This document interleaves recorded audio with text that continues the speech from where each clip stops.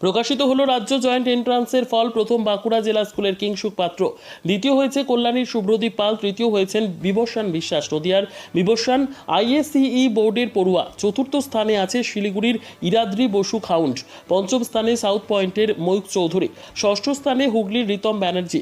মেধা তালিকায় প্রথম 10-এর মধ্যে 4 জন রয়েছে উচ্চ মাধ্যমিক শিক্ষা সংসদের, 4 জন সিবিএসই বোর্ডের। প্রসঙ্গত প্রথম ও দ্বিতীয় স্থানাধিকারী উচ্চ মাধ্যমিক শিক্ষা সংসদের পড়ুয়া। এবার পরীক্ষার্থী ছিল 1,13,492, পাশের হার 99.53%।